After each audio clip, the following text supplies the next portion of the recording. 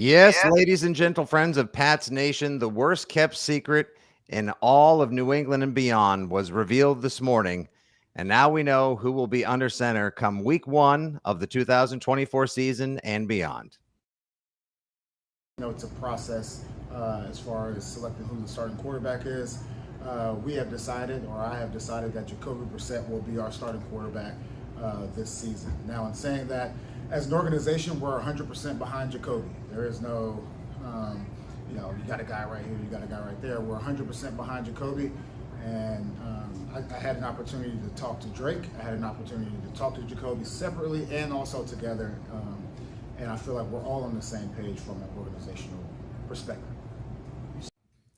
Stuck the landing on that one, Gerard, saying organizational perspective. As Andy joked before we actually launched our live stream this morning, oh boy, seems like Mayo's already had his blank cut out from him, and now Fitzy can't even frame the video right when we're dropping a soundbite of the head coach of the Patriots making news saying that Jacoby Brissett is the starter going forward. And what a crew we have for you this morning on Six Rings and Football Things, brought to you by WEEI, Odyssey, and 2400 Sports. It is a treat. It is an honor for our annual edition.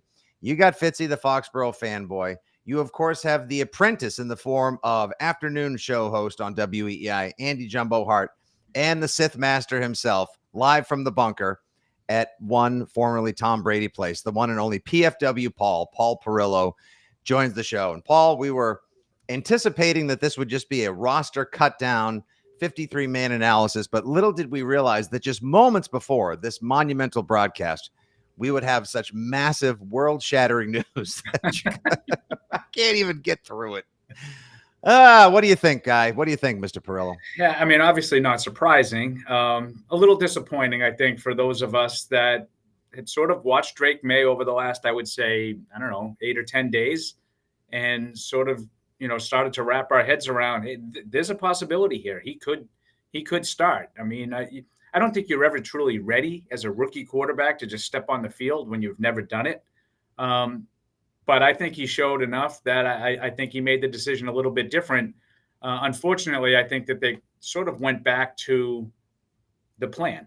Whatever the plan was, I think that they had made this decision back when they signed Jacoby Brissett, that this is what was going to happen. And here we are.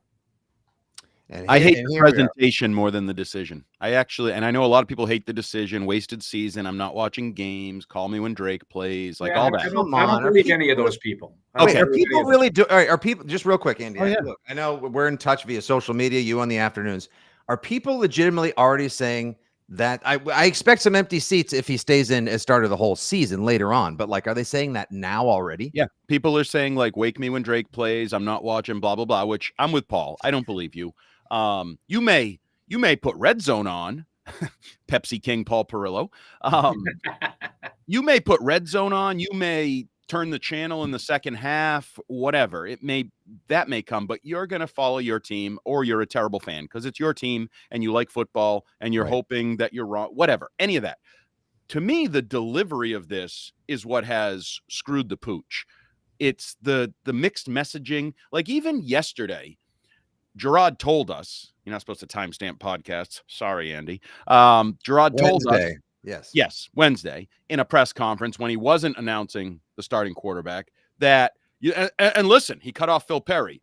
What's best for the team right now might not be best for the team later, which to me was oh, so you definitively are going with Jacoby Brissett because you just told us why you'll switch to Drake May later. Which I love. Okay, so you gave me that opening. My week 5 Miami Dolphins plan is in play. Get that tough first month out of the way. Drake, okay, now you're ready. Whatever. Today, he said 12 words, and in those 12 words, he said this season twice while talking about Jacoby. Excuse me? Because you better not be thinking about starting Jacoby Brissett this season, all season. You said this season. We're not doing that. And I know he wouldn't get into hypotheticals, and then he ran off because even in the short press conference, he screwed the pooch by saying, we have decided. I have decided because I told you yesterday it's my decision, even though today I said it's we doing it organizationally. To me, the entire issue for this plan, Paul, has been the way it was described by Gerard at various points. He could not have put more I don't know, monkeys in the wrench or whatever the hell you want to call it. I don't think that made any sense, Andy, but let's just move on. He could not have screwed this up more with his words. Words matter, and his words have been horrific all summer. So, yeah, I would agree that I have less of a problem with the plan itself as I do the execution of said plan. And there's been some talk about this with regard to Belichick, the media is never happy. Like when Bill did it, Bill never said anything, and they used to criticize Bill, and now Mayo's talking too much, and they're criticizing Mayo for talking too much. In both cases, they're missing the point. With Bill, when he had a quarterback thing, that was similar to this with Mac Jones, Bill spoke because you know why? Your starting quarterback is kind of important.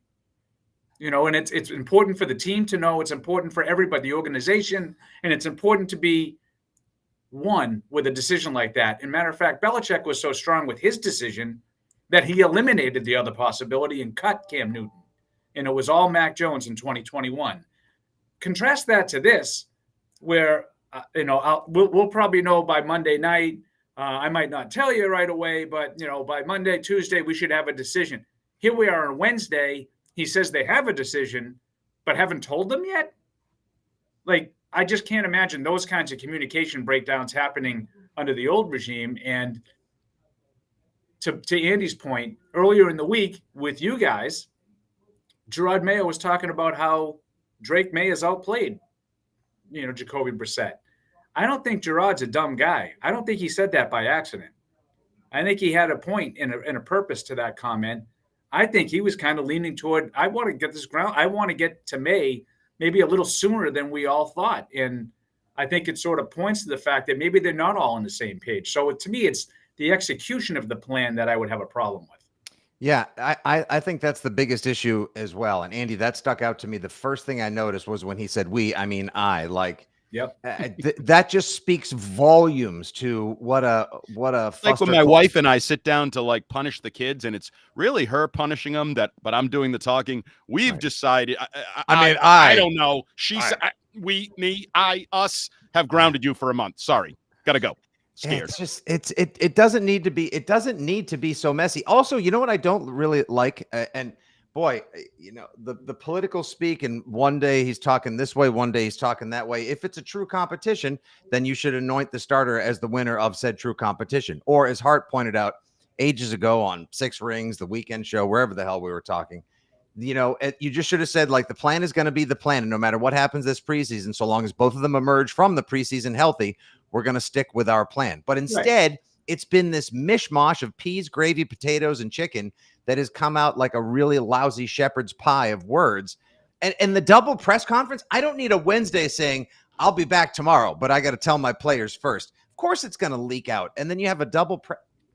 It's a mess, Paul. I'm yearning for the days of the authoritarian autocrat in Belichick as opposed to the collaborative silo-free hive mind. Right. And see, and that's where I can strike a balance, because I do like the way that Gerard has been a little bit more forthcoming with us about certain things. And I think that that's probably better, because I was never a believer in the reason that they won was because Bill didn't tell anybody anything. I don't think that had anything to do with it. But I do think that there's been some sort of, especially lately, some mixed messaging. And that's where you sort of get in trouble. I don't have a problem if you want to give us a transparent look at what your thoughts are, but like, let's keep them a little bit more consistent than they have been this week. Now, I see one of the messages popping up, and I agree strongly with this.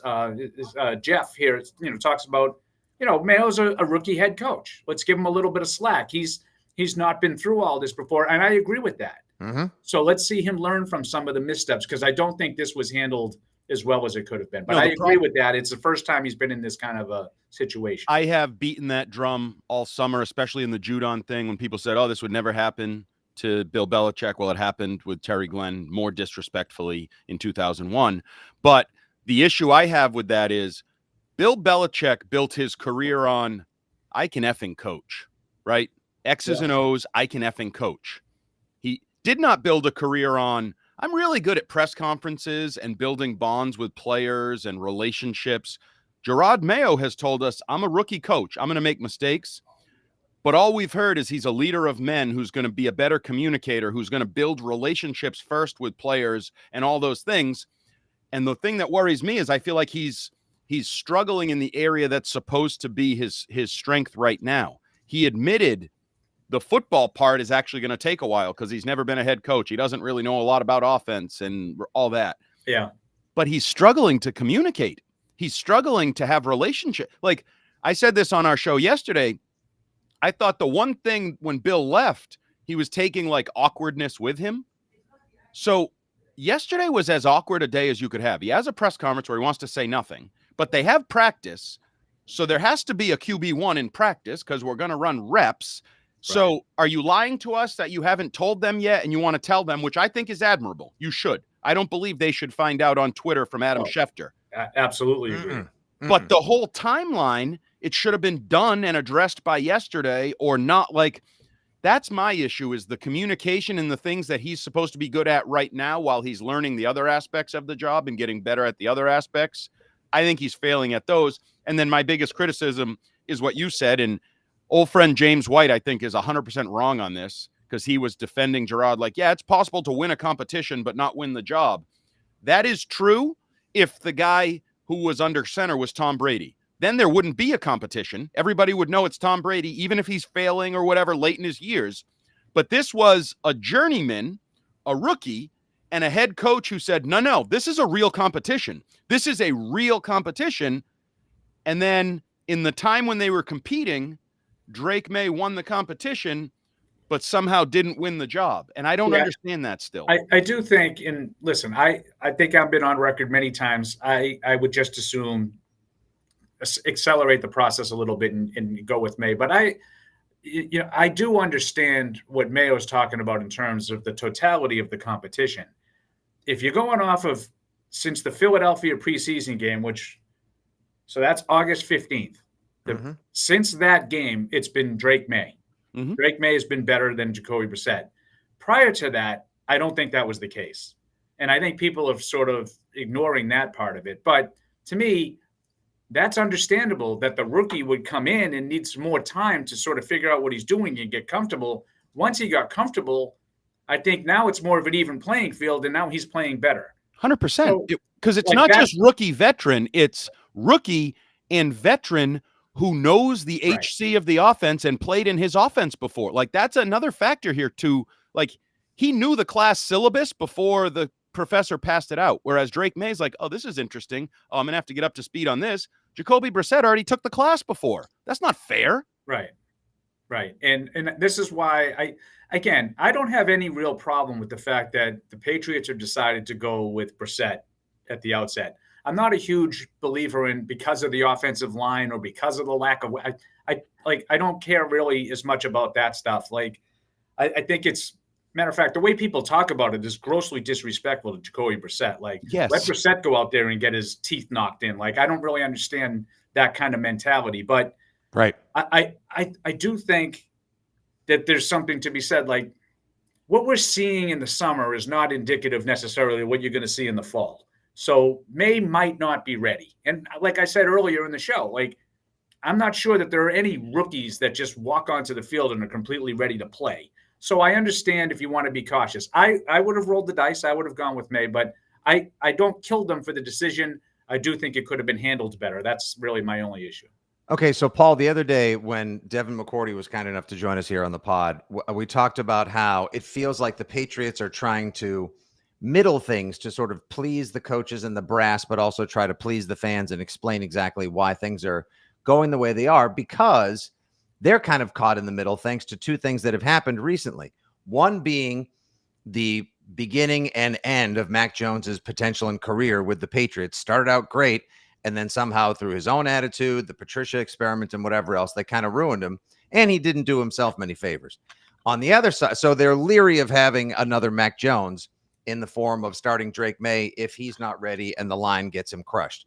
On the other side, you have CJ Stroud, who last year just gets thrown in after looking lousy in the preseason and lit the league on fire to the tune of now being considered a top 10 quarterback in the NFL and winning Rookie of the Year last year. So, you know, I don't know which way they're trying to play it.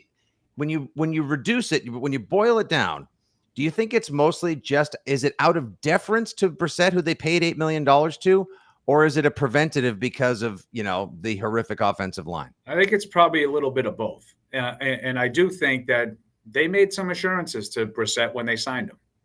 And it's another thing, like, don't you guys get the feeling that this decision was made in March? Yes. Mm-hmm. Like the quote unquote, the plan was developed in March. Yep. And that's okay, except for there's a lot of things that can change. It's one of the reasons why, and I know it's unfair to keep comparing it to Bill, but how many times did Bill tell us, Andy, well, what's the situation look like at left tackle? Well, fortunately, we don't have a game until September. Like if it was in April, these things have a tendency to sort of work themselves out. He never backed himself into a corner. I do think that they sort of let Brissett know that you sign with us, you're going to be the placeholder and you're going to be the starting quarterback. It's going to be your job. Well, things kind of changed. I think May was probably do you remember the first preseason game when there was concern because he only played 6 plays and people were saying May only played 6 plays because they think he's woefully behind and there was all kinds of panic. Well, do you think that maybe the other thing was true, that he's actually more advanced than they thought and he's more ready to play than they thought? People like Dan Orlovsky, who I really like, I say this all the time when I take this shot at him, said that he had to sit 2 years, not just one. Right. Does he look like a guy who needs to sit 2 years? No. And as my reaction to your plan thing is 100% right. I think this was decided basically in March, April, whatever. At the same time, it was decided that Chuks Okorafor was the left tackle. And since then, they've decided, I don't think Chuks Okorafor is the left tackle. Why? Because he can't play the left tackle, maybe whatever. Like, you can't write it in stone, to use Gerard's words, set it in stone that early, because stuff changes, injuries happen, guys aren't as good as you expect, they're better than you expect. The offensive line thing we need to talk about, because this really rubs me the wrong way. The reality is, in my opinion, I know everybody says they're going to get better. Why? I have no reason to believe the offensive line is going to get better and be better. Now, you may argue you like matchups a little differently. The first month is really kind of a murderer's row and our line stinks, whatever, defensively. Okay. But a line that lacks depth isn't going to get better somebody's going to get hurt. And if it's David Andrews, we've already seen, you're porked. And if it's Mike Onwenu, you're probably pretty close to porked or porked. If it's both, I don't know what worse than porked is, but you're that. So I don't find this idea that the offensive line will be better because, they'll have some practice time. You know who also gets practice time? All the teams they're playing against, the D lines, to see how much they suck. And they'll figure out how to attack it. But and to lick their chops and eat dubs like freaking Jameis Winston in front of them. So the line's not going to get better. So that's the one thing I have a problem with is this. And Drake May, is he going to get better? Are we going to change the practice reps? Because backup quarterbacks don't tend to get a lot of practice reps. So how is Drake May getting better over the next month other than watching what not to do by Jacoby Brissett? I just, that O-line part really, I'm going to disagree with you just a little bit. Okay, let's go. Let's do this. I think largely I agree with you. I think we do this a lot. We automatically assume things are going to get better. Players are going to get better, whatnot. But I will say this isn't there a possibility that your 2 rookie offensive linemen are better players in October than they are now? Yes. And isn't there a possibility that they could help it? What, you don't think there's a possibility that both of them get better? I'm not sold on Caden Wallace. What's he playing? I'm not telling you what you're sold on. I'm saying is there a possibility that rookies might get better as their rookie season goes on right now and become a woman, but whatever. Okay. All right. See, now this is why I do not miss it. This is what I don't miss. Right? Just so obtuse. So just you miss this. He loves the hyperbolic response to anything that you say. And you miss it. He gets the cheap laugh, and then he cracks himself up in general. You know what? Actually, he's the reason why sometimes at presidential debates they yearn for mute buttons, and of course they don't have them. But here, Paul, you know what? I could just do that and make him disappear for a minute if it makes it easier for you. And now Andy's in timeout corner, and he's very upset. So when I look at the face on his, he's shaking his head. But when I look at the offensive line, to me the other night was embarrassing because they couldn't line up. Yeah. Like they couldn't get a snap off. No, it was Without creating overblown. problems. Whoa. Did you miss the press conference yesterday? Gerard said the offensive line issues are overblown. They averaged 5 yards a carry. Okay, so I will say this, that I was going to get to that. I'm not talking about stats or anything, but that was the Company first time. No, that was the first time that they ran the ball with any degree of effectiveness all summer. Was in that Washington game. Against So I did see some progress Starters there on versus the backups. offensive line. Pass protection, I don't like. They had 1 sack and 2 quarterback hit. There were plenty of plays that ball came out really quick before pressure was getting there, and it was coming. So I'm not telling you like everything was perfect except for the alignment issues. They had some holding calls. They had some penalties all night, and the penalties have been a problem for that group all summer. So until they can clean that up, it's not going to get that much better. But I don't think just because these guys are out there means you can't put a quarterback back there because he'll get killed. I don't think it's that bad. But Paul, yesterday, if I'm not mistaken, I'm not sure exactly how intensely this was covered because obviously we've all been focused on Gerard Mayo and company. I mean, Gerard Mayo making the decision that Jacoby Brissett would be the starter for the season if he starts 17 games. So help us all. So let me just cut you off there, Fitzy. Yeah. I think the last thing that he said in that press conference was also, as long as Brissett continues to play at the level we expect, he'll play. So he's telling you, they go out and score 3 points the first 2 games. He's not just going to keep playing. Well, to be fair, he can't have played to the level they expect this preseason, right? That's a fair point. So he already hasn't played. It was the level I expected because I watched the first 8 years of his career. Right. But don't tell me he played to a level they expected, and that's in a positive sense. You can say you expected it in a negative sense because it wasn't good. Right. But what about, so what I wanted to mention was yesterday, if I'm not mistaken, there were photographs that came out of Mike Onwenu taking snaps at left tackle. Yeah, I heard that was fake news. That was fake news. That was misreported. That's fake news? Fake news. Didn't happen. So maybe somebody they won't do that. I'm not telling you it was fake. I just heard it was fake news. That's no, okay. Could have just been somebody mirror flipping a photograph and saying, "Oh, look, it's Onwenu." Okay. So more to use triggering Deflategate speech, it is more probable than not that the Patriots will open the season with Okorafor, Andrews, Robinson, and Onwenu. And Andy doesn't think that line has any chance of getting better. But offensive linemen do often say, Paul, that they feel like they need more reps together to function as a unit and they get to know each other. Maybe City So will come to learn that it's not best to run into the backside of Layden Robinson when he should be pulling. Maybe they'll understand each other's chemistry and symmetry and whatever.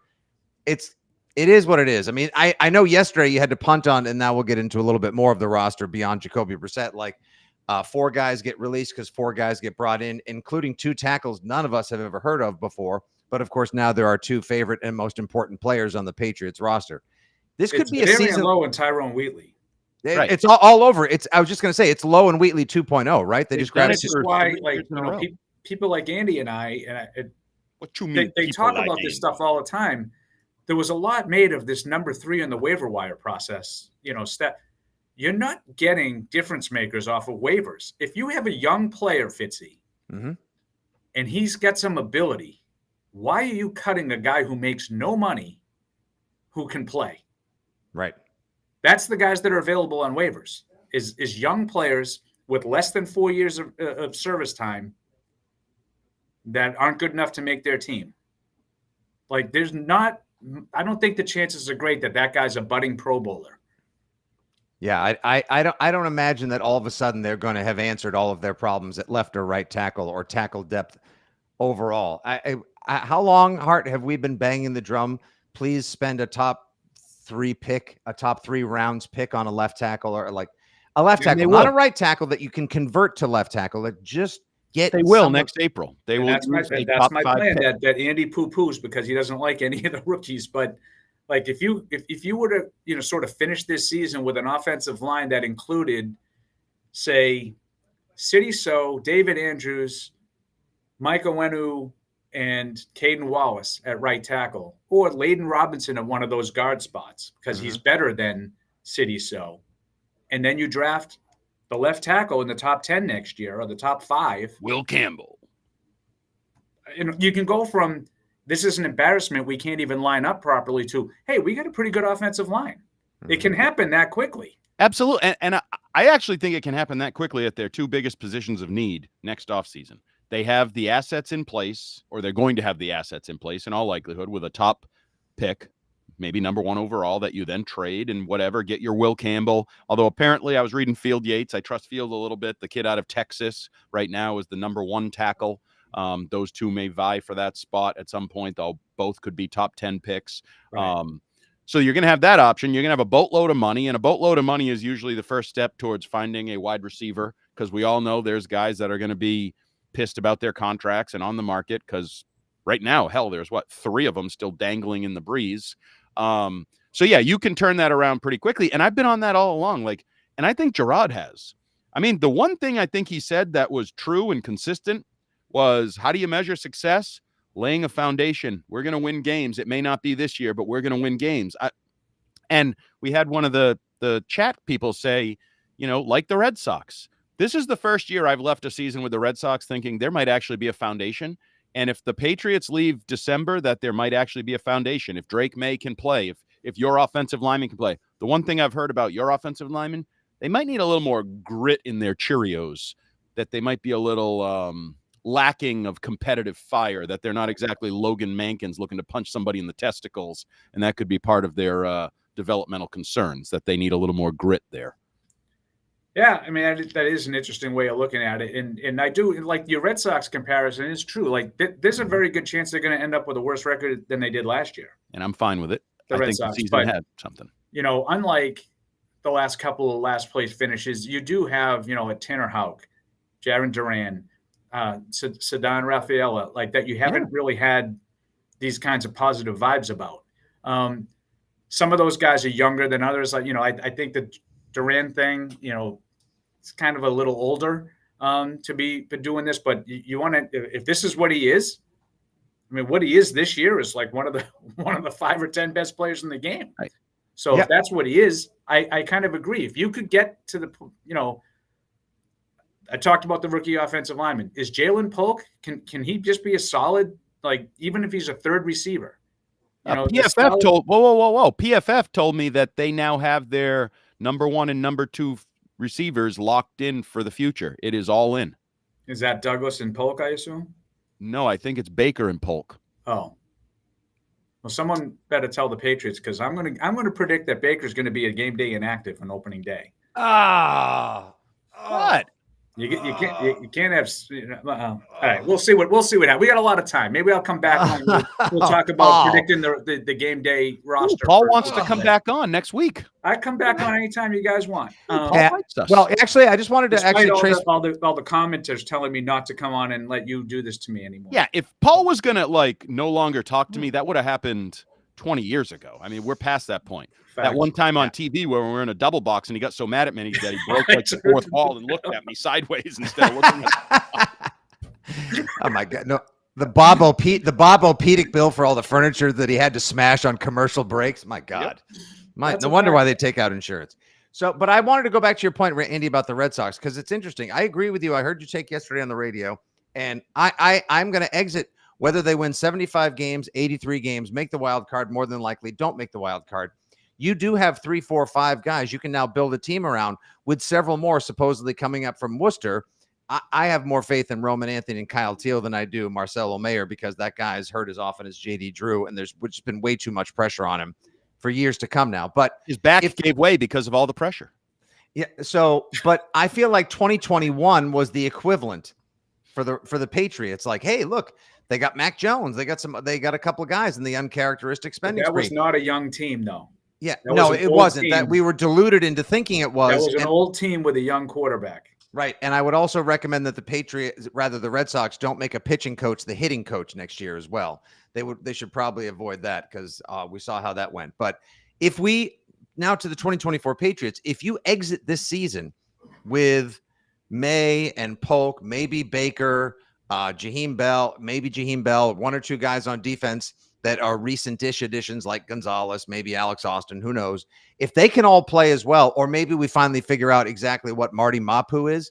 If all these things come to pass, that's a reasonably successful season for a team in massive roster turnaround with a new GM, new head coach, new just about everything. Yeah, I think if you can get all of those factors to be on the rise, that's more than just a reasonably success. To me, if you just have Drake May looking like he's the franchise quarterback, that alone qualifies as a successful season in my view.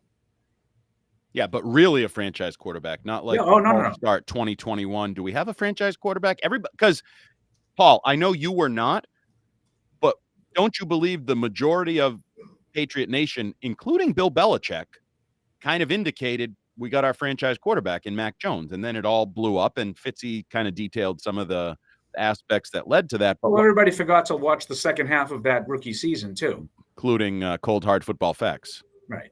Yeah, 9-4, number 1 seed, Super Bowl likely. This is why I don't read 538 anymore. That in the 2016 election. But if you watch the last whatever it was, 6-7 games, counting the playoffs, he had like 1.5 good games.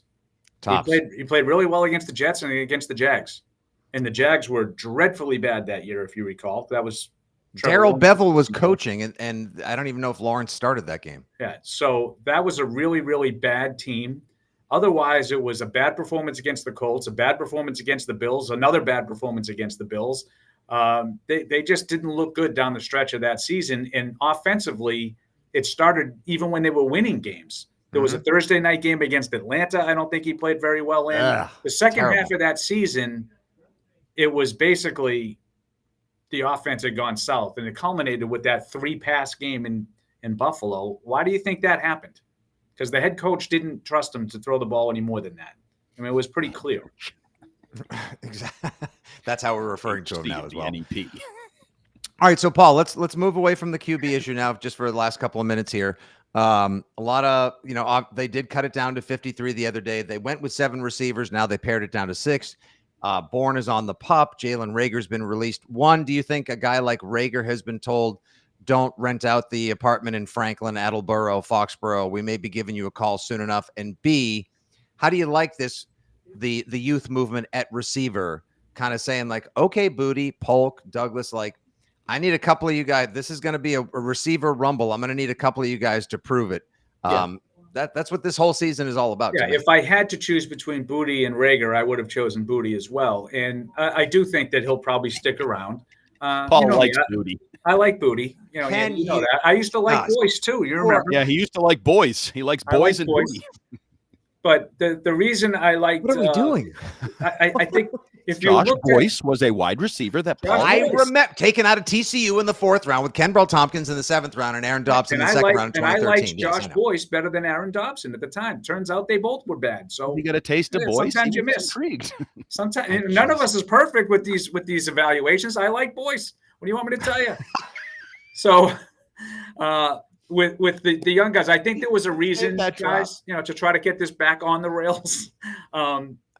It was Reagor, it was Michael Jordan, it was Tristan Hill, all guys that don't have to clear waivers. Right. They can hang out. If you want to play some roster games, you can tell those guys, hey, listen, this is procedural. We're going to claim some guys off waivers, and we're going to keep you around. I wouldn't be surprised to see those. I mean, I guess they would have to go in the practice squad, but I wouldn't be surprised to see something like that happen. Whereas if you go with Booty, and if you released him, now Booty's exposed to waivers, you could lose him if that's a guy you want to do it. Like, you don't have that risk with the other guys. And so let's look otherwise at the roster. Is there one guy or two guys that you have confidence or faith in that you think are going to be quality prospects that could turn into legit NFL players? Like anyone that you're looking to shine early on, or that you've got you've got more confidence in becoming like a long tenured Patriot? Are we talking about the receiving core? Yeah, overall, just anyone, a first or second year player that you've got high hopes for. So I don't know, like how high. I think they have some players. Like, I think Jalen Polk is going to be a good NFL player. I don't think he's going to be a star. Mm-hmm. I don't think that's in his game. I don't think he has enough sort of explosiveness to his game. But I think he can be a really steady, and I think he's a tough player. Mm-hmm. I think he can be a good NFL player. I think Keon White will be a good sort of just physical defensive lineman. I don't think he'll be a star. I don't think he's going to be one of these guys that's going to make his living coming off the edge with 15, 20 sacks a season. I don't think that's in his skill set. but I do like, his power and his tenacity. So I think he can be a really good player for them. Do you say he's like a bit more McGinnis? Stars. Okay. Would you say, like, for people that are thinking, like, because you'll see a lot of fans on Twitter or in group chats and whatever else saying, like, Keon White season, this guy's going to be a monster. I heard you guys discussing during the Eagles joint practices that he looked a little stiff, was a little slower than guys like Judon. Because I think he's more McGinnis-like than Judon. He's not going to just race off the edge and be in the quarterback's grill. I think more Dietrich Wise-like or Trey Flowers-like than even McGinnis. I don't think he's an edge guy. I think he's a down defensive line. Plays with his hand in the dirt, Andy. Iron sharpens iron. That's true. I think that's what he's more suited for, like Trey Flowers. Okay, Trey Flowers was a good player. I think Mike Dussault has been a little bit. I don't want to say like out on Keon White, but he hasn't been as high on Keon White as some others have. Mm-hmm. And I think when we talk about comparing him to guys like Trey Flowers, I think people look at that. Oh, that's a bust. No, it's not. Like Jalen Polk. I think Jalen Polk can be like Tyler Boyd. I think Tyler Boyd has made a really good living being a really important player as the third receiver for a good offense. That's what ideally I would say Jalen Polk could be. We need Jamar Chase. If he's be Juwan Jennings. Be a guy who's two good receivers, Andy. I think Tyler Boyd becomes a very important guy. If Tyler Boyd is your best receiver, you're probably not going to be as explosive in the passing game. He's a good player, Tyler Boyd, and I think Jalen Polk can be in that kind of a mold. And I think Layden Robinson may prove out to be a pretty good pick. And if you can exit the season with another starter that you feel comfortable with on the line, that's another small win. We're looking for small wins here, not 10-7. We just want small victories. Unlike, we talked about it. Unlike a couple of years ago when everybody said they were young, but the numbers said otherwise. I think they have 18. I think is the number first and second year players. That's young. That's a young team. No, they're legitimately young. Now, I don't know how much of that is because I said this the other day. If I were Elliott Wolf, I'd keep all my draft picks too. Nothing good comes from my future if I start cutting my draft picks immediately after I'm following up a guy who supposedly couldn't draft. So sometimes I wonder, like, Marcellus Dial, did he really earn a roster spot? I don't know, but I would keep him if I were the GM looking for long-term stability, I think, sort of. And they clearly care about perception right now. Maybe a little too much. Maybe they're kind of. There's a reason why Sean Wade went and Marcellus Dial stayed. Right, and so which I'm fine with. It's why I'm also kind of fine. I know Gerard and just we'll kind of finish where we started because I saw somebody say we and I terrible like that caught everybody. We made a decision. I made a decision, but in reality, the way they are structured, we made a decision.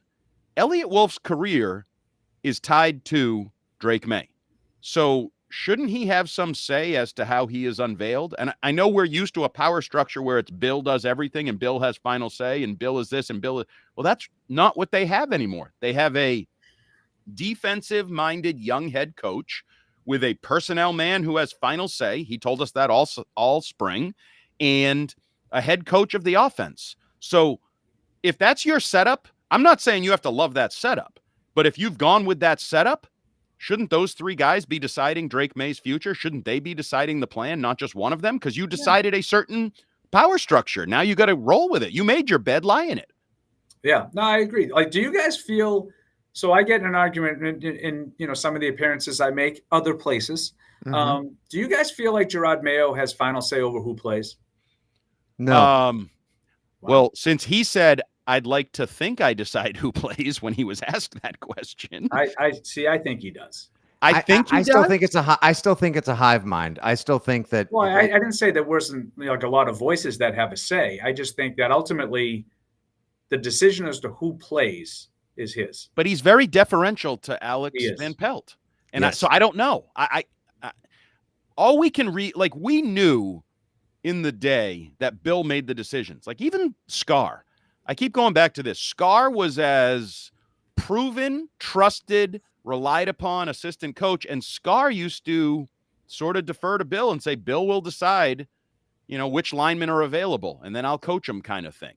And I believed him. And you couldn't have more credibility than Dante Scarnecchia coaching offensive linemen. It's not possible. I agree. So, like, now we're in a world where the most proven offensive minds probably have at least really strong say. Can Gerard veto them? But if Scott Peters, Alex Van Pelt, and Ben McAdoo all say Chuks Okorafor should play left tackle, and Gerard is like, I've been watching. The guy kind of sucks. Let's put Wallace there. I think Chuks Okorafor will play left tackle. And then maybe Gerard, midway through the third quarter, goes, hey, this guy blows. Can we do what I wanted to do now?